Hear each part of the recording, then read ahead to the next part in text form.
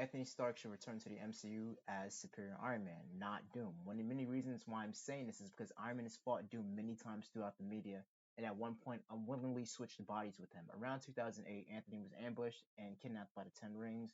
During his captivity, he teamed up with a scientist named Ho Yinsen. Both Yinsen and Stark made great use of the materials left at their disposal, which led to the development of the first prototype Iron Man armor. Yinsen chooses to sacrifice himself to buy Anthony some time for his suit to reach 100%. After Stark's encounter with the Ten Rings, he chose to redeem himself as Iron Man, and we know the rest. Now, Superior Iron Man, on the other hand, happened because of the Axis event in Marvel Comics. Red Skull's clone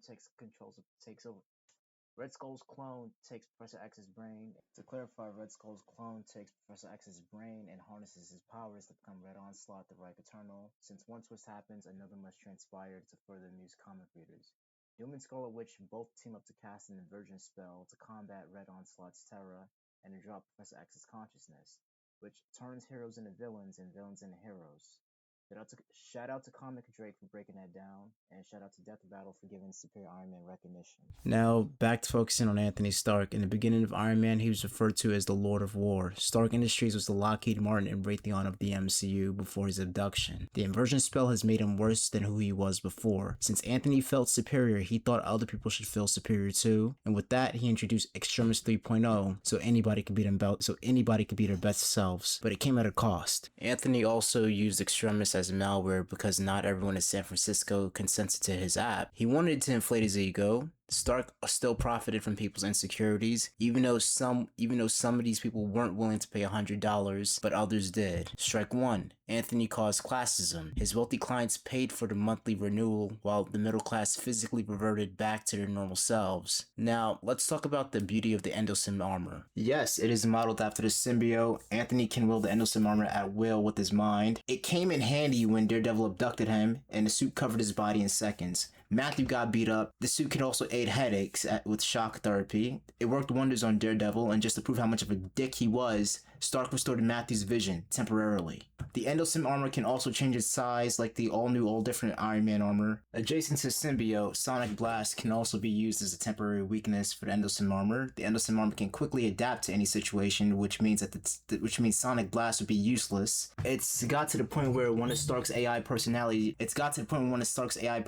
had to intervene, but it really didn't make any difference. He fought his own AI personalities, including Virginia Potts. After Secret Wars, Anthony was back to normal with no explanation at all because comics. Happy news, by the way. I started Happy New Year's, by the way. I started writing a script on August 9th of 2025, and right now it is March 11th, 2026. Fuck me. The shit should have came out sooner, but I'm sorry, guys. Fuck. Victor Von Doom was born to gypsy parents. During his early life, his mother had dabbled in sorcery. She later on dies after Mephisto's abilities were off, and his father froze to death while protecting him from the harsh winter. With no one left, Victor had no choice but to read through his mother's sorceries books, and he studied the artifacts related to the supernatural. Like all skills, it takes time to understand and master. Apart from magic, Victor managed to excel in science, and as expected, it benefited him greatly. Biochemistry, robotics, physics, cybernetics greatly benefited Doom's character and his abilities as a villain. Mastering robotics allowed him to create Doombots that may appear in Avengers Doomsday alongside the Sentinels. For anyone who's curious, Doom's abilities include magical healing abilities, elemental manipulation, advanced level sorcery, psionic abilities, which allowed him to master hypnosis. Victor also has great willpower. It's hard for telepaths to read his mind or even take control of his bodily movements. His suit also grants him the ability to fly. More attributes added to Doom's character is that he managed to become Sorcerer Supreme during the events of One World Under Doom,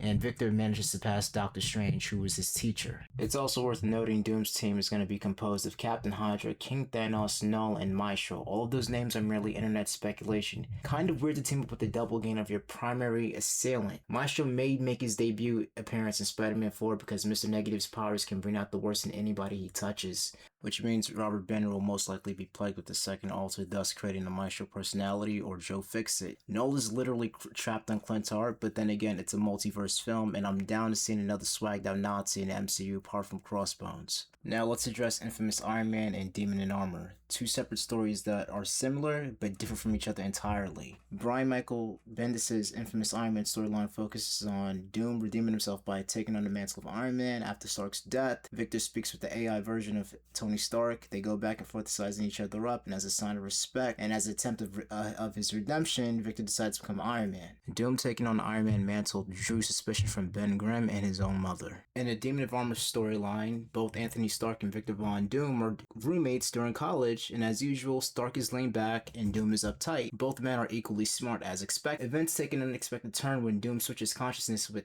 Anthony so he could acquire Stark's funds for his own gain. Over some time, alternate Tony misuses his money and resources. The alternate Tony misuses his money and resources while the alternate Victor is deported back to Latveria, turns his life around, and, becomes a good guy. Long story short, Anthony Stark is evil and Victor Von Doom stops him. Take notice how Iron Man is green and silver while Doom is red and gold.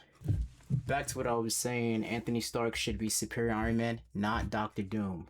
Please give him the proton cannon too when he makes his appearance, or if he makes his appearance, and I'm talking about Superior Iron Man. Yes, the proton cannon, and be sure to play MF Doom for the intro and outro, different songs obviously. Connor Vane signing off.